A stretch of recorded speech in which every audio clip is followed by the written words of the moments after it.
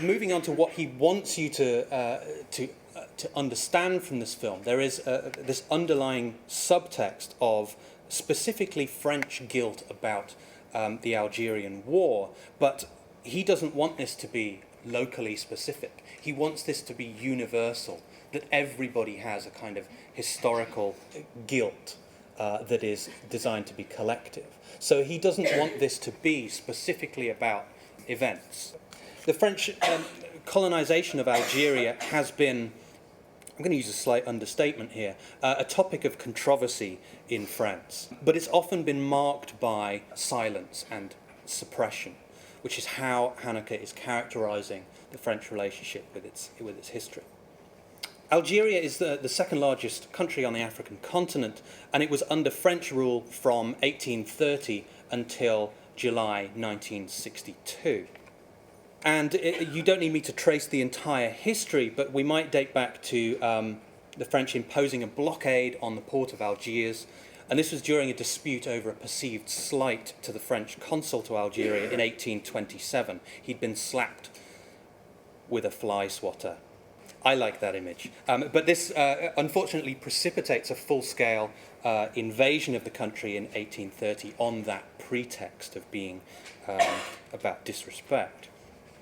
And the French spent the rest of the 19th century gradually conquering the country. Tens of thousands of French and other Europeans emigrated to Algeria, while demographic data shows that the indigenous population was reduced by about 30%, owing to disease and violence over the next 4 decades. By the end of the 19th century, European immigrants to Algeria are granted full French citizenship. And these settlers take over the most affluent ports and apply modern farming techniques to the land that they cultivate. The central desert regions of the country are not generally considered to have been part of France. So this amounts to your regular tale of plundering of resources through the confiscation of communal land and the administration of Algeria as part of the French nation. While many Jewish Algerians were granted French citizenship, most Muslims were not, leaving them disenfranchised with no voting rights in the country which purported to govern them. A law of 1865 offered Algerian Arabs applications for French citizenship on the proviso that they renounce Islam. The conditions of inequality for the multiple ethnicities living in Algeria created resentments that led finally to a war for independence, which escalates in 1954 with the formation of the FLN, the National Liberation Front, which conducts a guerrilla war on the ideological foundations of nationalism, socialism, and Islam. That's a very potted history of what it is that we're looking at. But I guess Haneke kind of uses one particular incident as your indicator of this entire history. The FLN's actions included the killing of pro-French Algerians or European settlers in Algeria, and it spilled over into assassinations and bombings, sometimes referred to as the Café Wars in France, which saw gangland murders, sometimes of civilians, during rivalries between the FLN and the Algerian national movement. What Haneke wants us to focus on, though, is France's inability to confront the legacy of colonialism that led to these events, and this is what he confronts in Cachet. This one incident occurs on the 17th of October 1961, and it concerns the former Vichy official Maurice Papon, and he was then head of the Paris police force, and the police were sent in to smash a demonstration by the FLN, which was in response to the imposition of a curfew upon Algerians in Paris and the killing of at least 5 innocent Algerians while the police were cracking down on the Algerian community to try and smash the FLN. The police were promised protection if they took subversive measures to remove protesters. And this results, as the film refers to, in the police herding a crowd into the River Seine where many drowned. We still don't even know how many people died. Estimates put the dead at more than 200. The French government has acknowledged the deaths of 40 people it didn't acknowledge these deaths until 1998. This was not even Papon's only massacre. He was still in charge in February 1962 when police cornered communist demonstrators who were in favour of Algerian independence in the Sharon metro station. Plates of iron were dropped down a stairwell onto their heads, killing 9 people. Plus, in 1998, Papon was stripped of all his medals when it was finally proven in court that during the Nazi occupation he'd been responsible for organising the deportation of more than 1,600 Jews during World War II on death trains to concentration camps. But, I repeat, not until 1998. So it seems that getting crimes against humanity, which these were eventually proven to be, recorded by a court of law and recorded by the historical record can be a struggle. There are obstacles of political influence in the way of truth finding.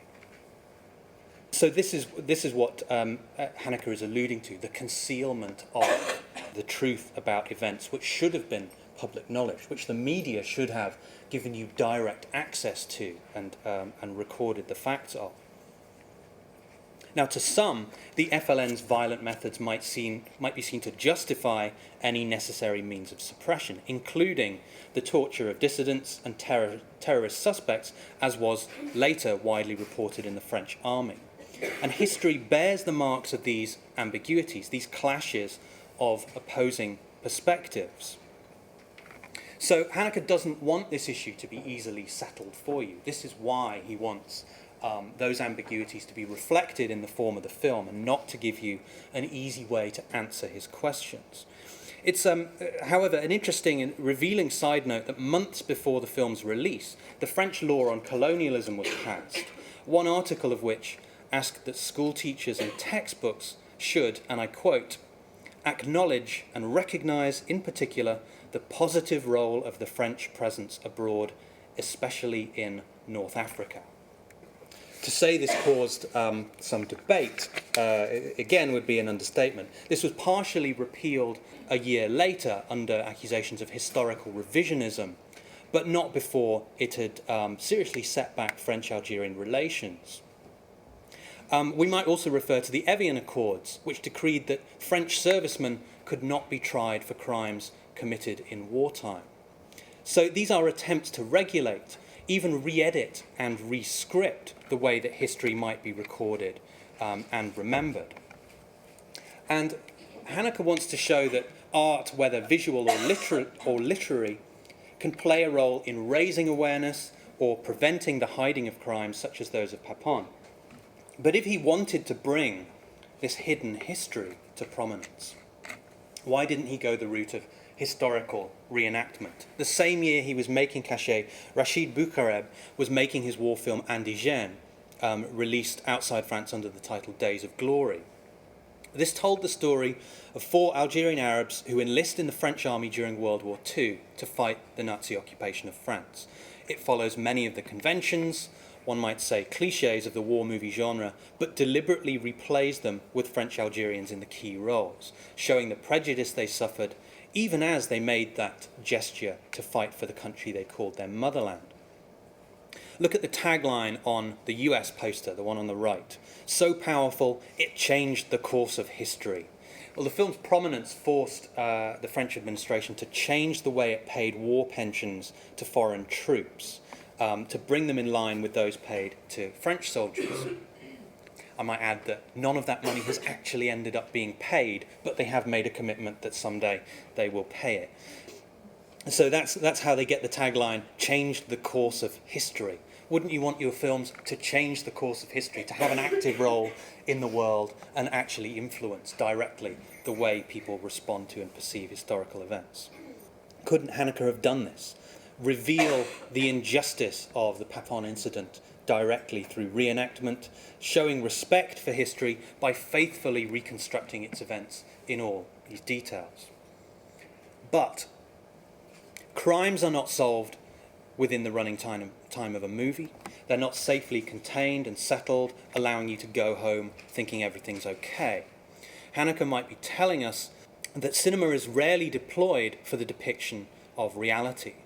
And instead of taking a reactive step and trying to forge a realist aesthetic, as many artists have tried to do, he's gone the other way and set about undermining the certainties that might traditionally have been associated with representational art.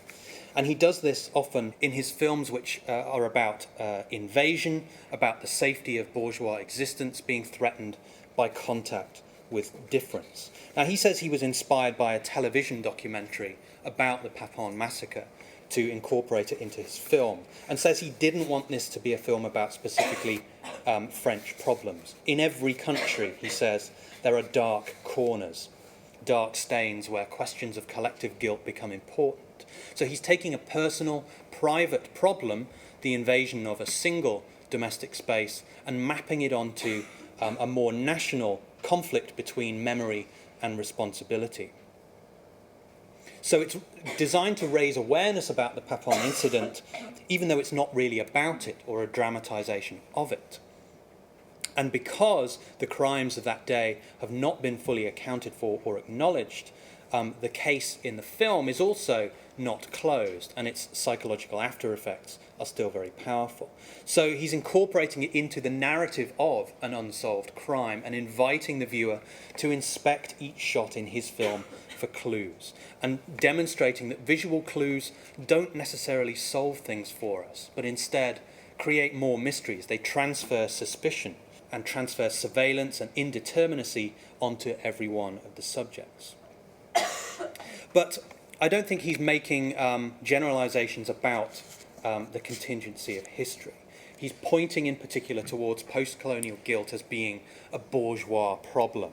And time after time, his films show bourgeois life threatened by otherness that disturbs its private spaces.